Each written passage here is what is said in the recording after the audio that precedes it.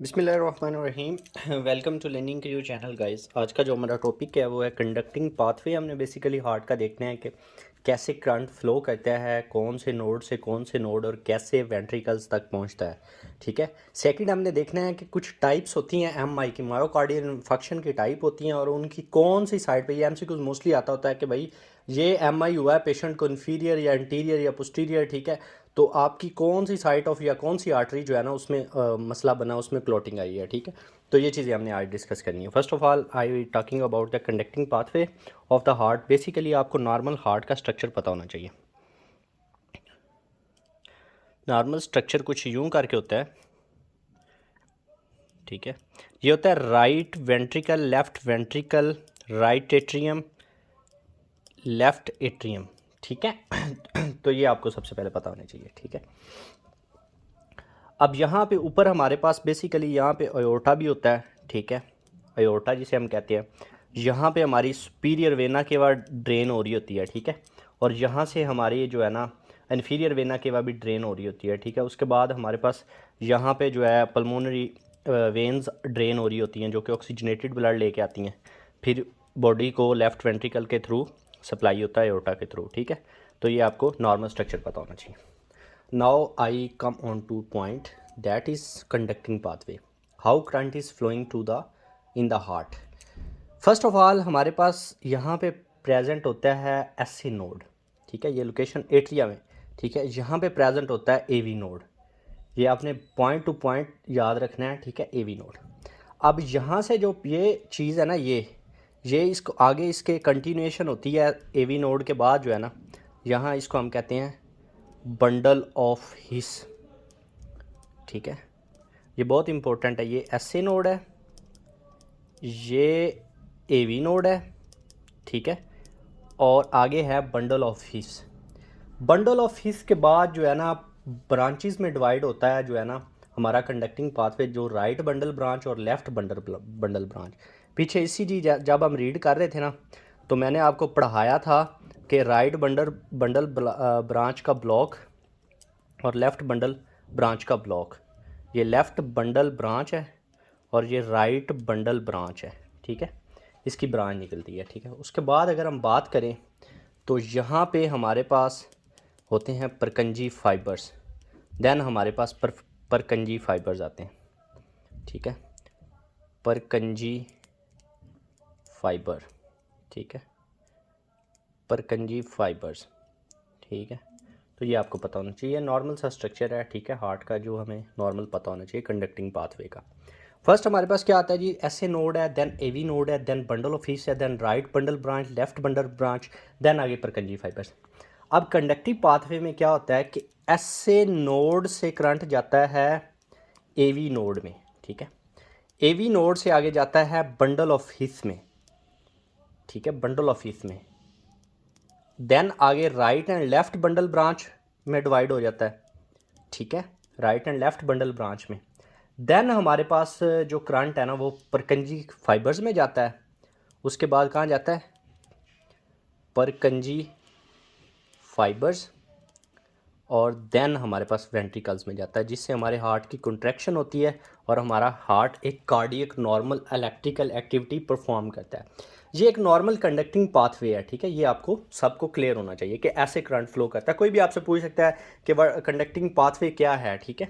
तो आपको पता होना चाहिए कि भाई हमारे पास एट्रिया में ऐसे नोड एवी नोड होता है, उसके बाद बंडल ऑफ हिस होती है, उसके बाद वो आगे डिवाइड होती है right bundle branch, left bundle branch, then Purkinje fibre, then left ventricle में करंट जाता है। यानी कि वेंट्रिकल्स दोनों राइट एंड लेफ्ट में जाता है क्योंकि दो ब्रांचेस डिवाइड हो रही हैं। ठीक है।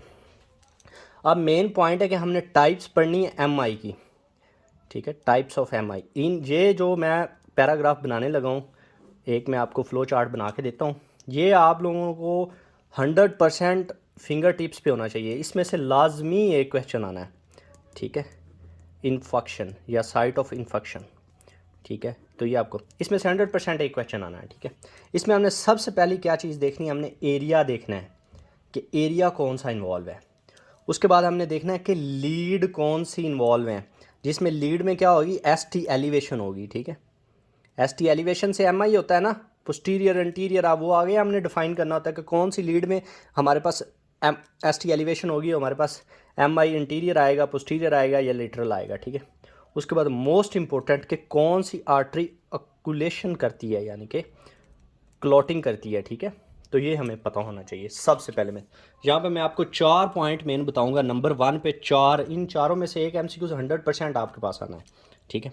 सबसे पहले हम बात करते हैं कि अगर हमारे पास एरिया इन्वॉल्व है इन्फीरियर MI का, इन्फीरियर MI हुआ है पेशेंट को, ठीक है।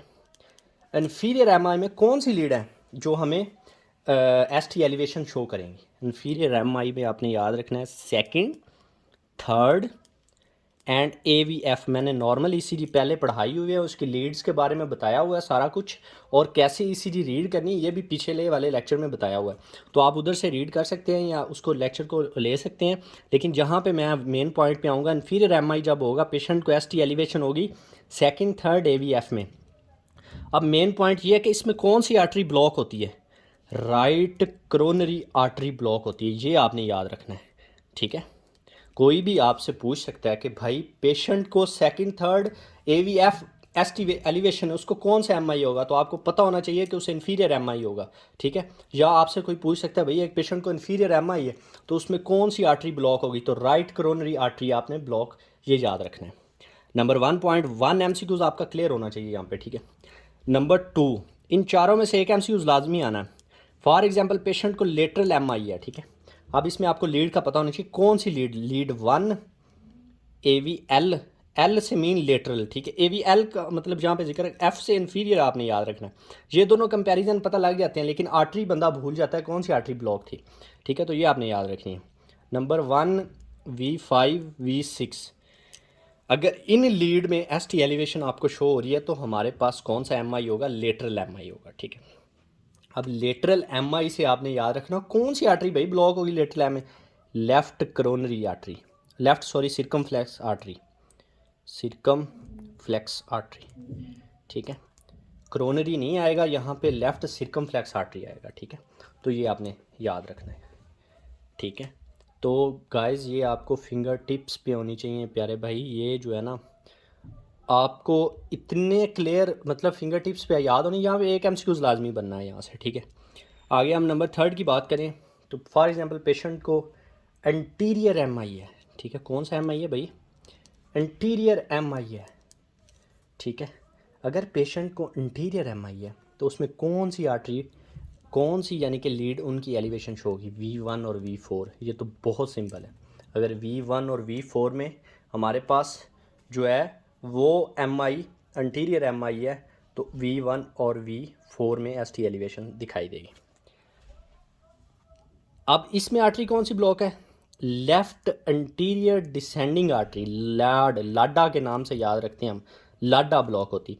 मोस्ट कॉमन ब्लॉकेज आर्टरी है ये, ठीक है। मोस्ट कॉमन ब्लॉकेज, ठीक है। तो आपको कोई भी पूछेगा भाई सबसे ज़्यादा आर्टरी कौन सी ब्लॉक होती है अगर हार्ट में MI होता है, तो हमें पता होना चाहिए लाडा होती है, ठीक है। अगर कोई आपसे पूछता है कि V1 और V4 ST एलिवेशन शो हो रही है तो भाई कौन सा MI होगा? एंटीरियर MI होगा, आपको ये पता होना चाहिए।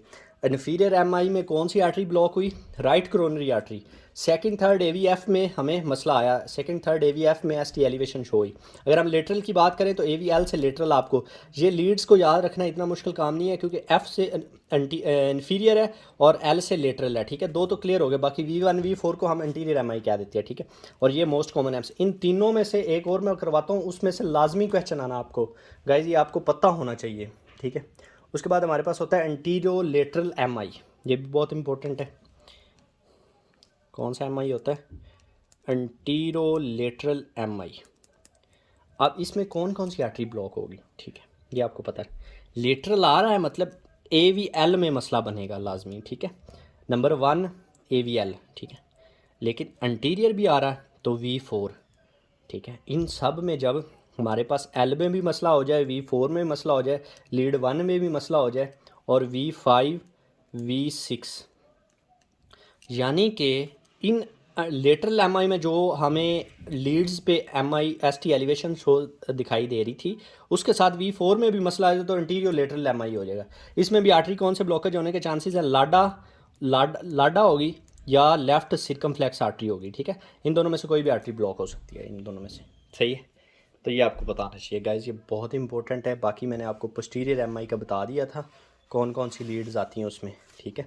तो ओल्ड इन्फीरियर एमआई भी मैंने बता दिया था, ठीक है। ओल्ड इन्फीरियर वाल एमआई भी मैंने बता दिया था, सही है। सेप्टल वाल एमआई, एक और चीज़ है, सेप्टल वाल एमआई में V1 और V2 ब्लॉक होती है।